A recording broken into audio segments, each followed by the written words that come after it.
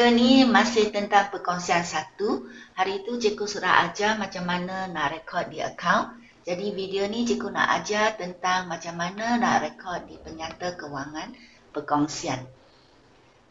Bila kita kata penyata kewangan, actually dia terdiri daripada penyata pendapatan komprehensif, di mana kita sedia untuk mencari untung bersih. Lepas sudah cari untung bersih, untuk perkongsian kita perlu sediakan penyata pengasingan untung rugi. Kalau biasa yang you sudah belajar semasa semester 1, dari penyata pendapatan komprehensif terus dapat untung bersih, then you record lah dalam penyata kedudukan kewangan. Okay? So masa itu kerana untung bersih yang diperolehi itu adalah milikan tunggal. Jadi hanya seorang bos. Jadi untung bersih tu dia tak perlu kongsi dengan siapa-siapa. So untung bersih tu kita terus akan tunjuk di dalam akaun modal. Terus hantar kepada akaun modal. Dia ada seorang pemilik, jadi dia hanya ada satu akaun modal saja. Jadi untung bersih ni terus direkod di dalam campur dengan modal awal, dapat modal akhir di penyata kedudukan kewangan. Kalau milikan tunggal tak perlu adanya penyata pengasingan untung rugi kerana dia tak perlu sharekan untung bersih. Tetapi perkongsian cikgu sudah kata dia ada ramai pemilik kan. Jadi untung bersih dia harus dibahagi, dikongsi bersama dengan rakan kongsi mengikut nisbah yang mereka sudah janji. So untuk membahagikan untung bersih kita perlu sediakan penyata pengasihan untung rugi. So tujuan dia untuk mengagihkan untung bersih kepada rakan kongsi, dan untung bersih ni bukannya terus agih ya, kita kena tambah faedah atas ambilan. Hari itu cikgu sudah ajar kalau adanya rakan kongsi yang ambil barang dia perlu bayar faedah atas ambilan, dan faedah atas ambilan ni akan meningkatkan untung bersih. So kita tambah. Dan lepas tu cikgu sudah kata juga faedah akan diberi ke atas modal, dan untuk rakan kongsi yang bekerja diberi gaji, bonus semua. Jadi semua ini akan mengurangkan untung bersih. Jadi kita tambah faedah ambilan dan tolak faedah atas modal, gaji, bonus yang perlu bayar kepada rakan kongsi. Yang faedah atas ambilan, faedah atas modal semua tu dia adalah berkaitan dengan pemilik, tak ada kaitan dengan bisnes. Jadi dia tak tunjuk di penyata pendapatan komprehensif. Dia akan campur tolak di dalam penyata pengasingan untung rugi. Okay. Ini dia penyata kewangan. So cikgu nak tunjuk format dia. Kalau format untuk penyata pendapatan komprehensif, yang ini sama juga dengan milikan tunggal. Tak ada beza, jadi cikgu tak tunjuk. Jadi anggapkan kita sudah sediakan penyata pendapatan komprehensif dan sudah dapat untung bersih. So untung bersih ni akan direkod, dipindah ke penyata pengasingan untung rugi untuk dibahagikan untung itu kepada rakan kongsi. Jadi seperti biasa kena ada nama perkongsian dan nama penyata, kerana yang ini ialah for the one whole year through, untuk setahun dari awal sampai akhir. Jadi kita guna bagi tahun yang berakhir pada tarikh dia 31 Disember 2020. Okay, ini mesti ada nama perkongsian, mesti ada nama penyata. So inilah untung bersih yang dipindah daripada penyata pendapatan, katakan 50,000.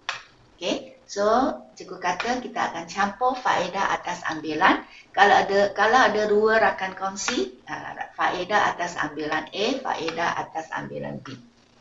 Okay.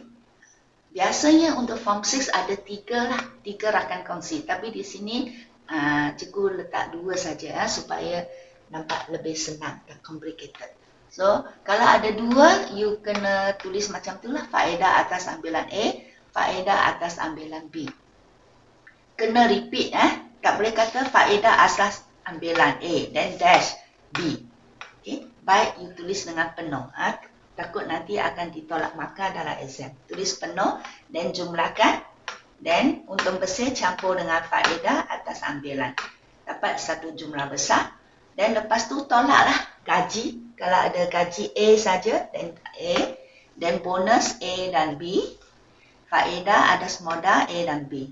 Semua ini campurkan untuk ditolak dengan yang ni. Okay. So, kita dapatlah katakan 20,000. Ini merupakan lebihan untung yang boleh diagihkan. Dari untung bersih, sudah campur ini, tolak ini. Inilah untung yang boleh diagih kepada rakan kongsi. So, itu dia. Mesti balance ya. Agihan untung rugi. Ini bukan akaun yang ni yang akaun dia. Jadi untung rugi ini akan agih kepada akaun modal dan akaun modal A, akaun modal B. Okay, katakan dia lah sama rata 10,000 seorang. So 20,000 sudah diagih habis. So mesti buat macam tu nampak balance. Perhatian untuk yang ni. Yang ini kalau dia kaedah modal berubah. Dan video tu cikgu sudah kata kalau kaedah modal berubah, semua akan pindah ke akaun modal. So you letak modal A, modal B. Tetapi kalau dia adalah kaedah modal yang tetap, that mean hanya baki modal dan tambahan modal saja direkod di akaun modal, lain-lain semua dipindah ke rekod di akaun semasa aja. Kalau macam tu, you kena letak semasa A, semasa B. Okay. Sangat penting ni Okay. Kadang-kadang dalam exam dia tak kata akaun apa, tetapi dia akan bagi tahu kaedah apa dia pakai. So from the kaedah, you know what you should write here. Okay. Okay. Satu perkara yang perlu ingat ini untung bersih tadi cikgu kata ambil daripada penyata pendapatan komprehensif kan. Okay. Perlu ingat untung bersih di PUR ini kena mesti untung bersih yang sudah ditolak semua belanja operasi. Mesti tolak semua belanja operasi. Okay. Termasuk faedah atas pinjaman. Kalau you perhatikan dalam penyata PUR ni tak adanya wujud faedah atas pinjaman. Kerana memang dia tak boleh rekod di PUR. Faedah atas pinjaman yang kita kira atas pinjaman yang diberi oleh rakan kongsi, okay, adalah merupakan belanja operasi yang akan direkod di penyata pendapatan. Dia tak boleh rekod di PUR kerana dia adalah belanja operasi. Kerana wang pinjaman itu adalah untuk diguna untuk tujuan perniagaan. So, perkongsian pinjam wang daripada rakan kongsi kerana dia nak guna untuk perniagaan. Maybe used to expand the business, maybe used to beli aset. Jadi all this for business purpose. Jadi kalau business purpose, kita mesti anggap dia sebagai belanja operasi. Seperti kita bayar belanja sewa, belanja insurans. Why? Because we need it for business. So sama juga dengan pinjaman. If this pinjaman is to use for business, jadi faedah yang dibayar untuk dia adalah dianggap sebagai belanja operasi. Jadi kalau dia belanja operasi, dia tak boleh rekod di PUR. Okay. So, kalau soalan kata adanya belanja operasi yang belum lagi dikira direkod. Mungkin soalan bagi 50,000 dan dalam maklumat bagi tahu adanya belanja insurans belum direkod, adanya hutang lapuk belum rekod, adanya faedah atas pinjaman oleh rakan kongsi belum direkod. So, kalau macam tu, maka untung bersih yang diberi oleh soalan, katakan 50,000 ni, perlu ditolak semua belanja operasi yang belum rekod itu dulu.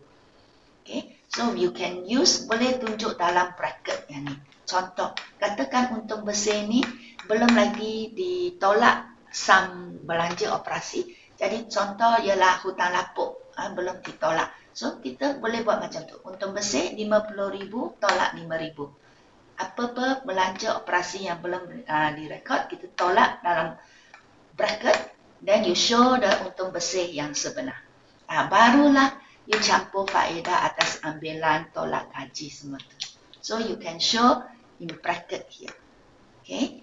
Then, this one will become 45,000. So, perkara lain yang perlu diingat juga, yang ni ialah mistake yang selalu dibuat oleh pelajar.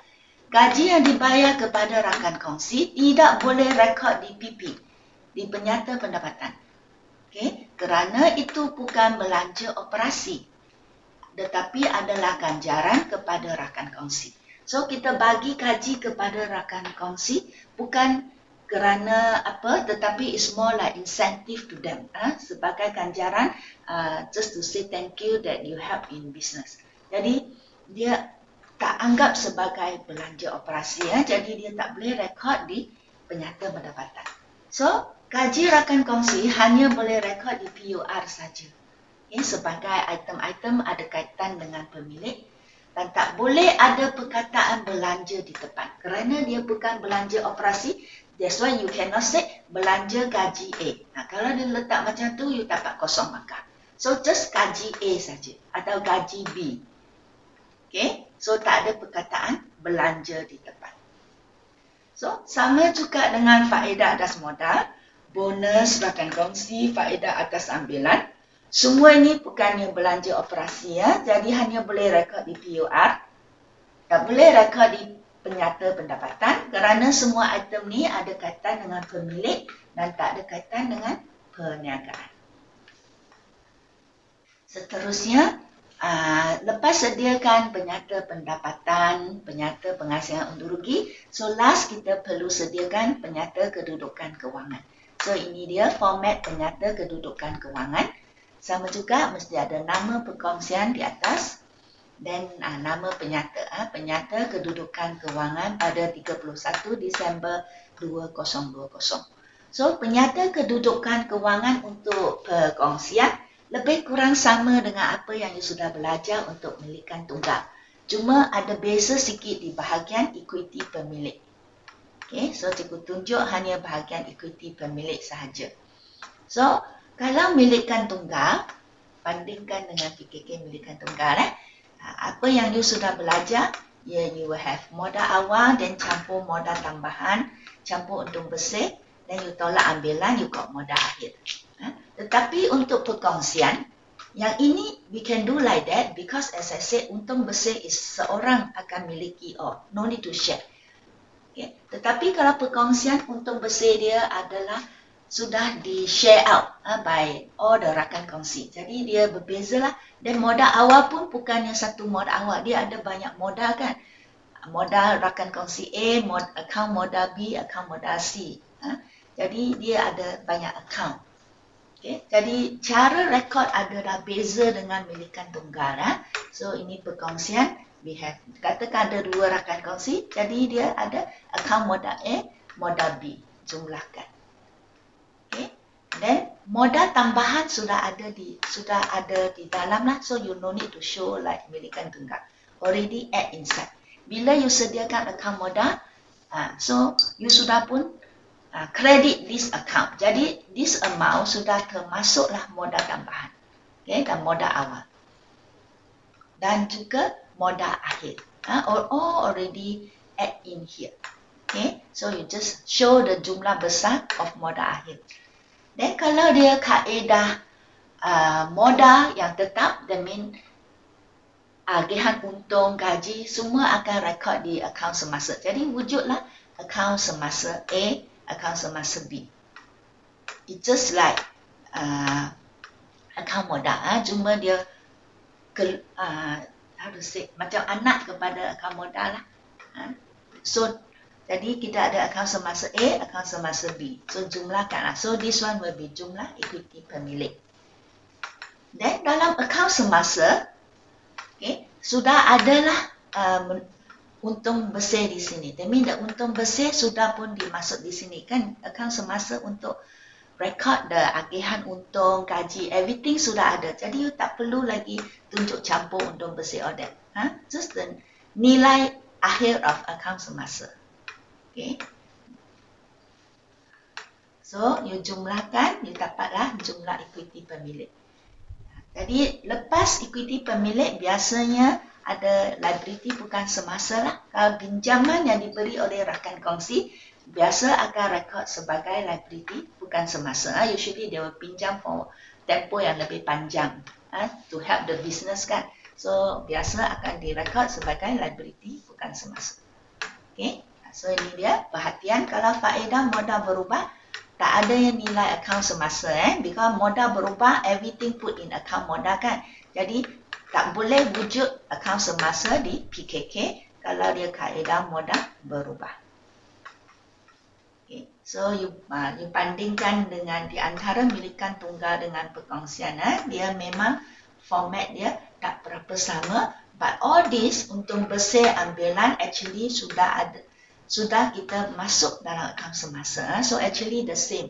Cuma apa yang di sini sudah untuk bersih ambilan sudah masuk dalam akaun semasa dan modal awal, modal tambahan sudah ada dalam akaun modal.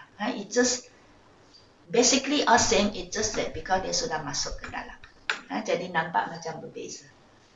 Dan untuk milikan tunggal, liability bukan semasa biasanya untuk nota pinjaman, nota belum bayar, pinjaman bank or that. Okay, milikan tunggal tak ada rakan kongsi kan, so dia tak ada pinjaman dari rakan kongsi.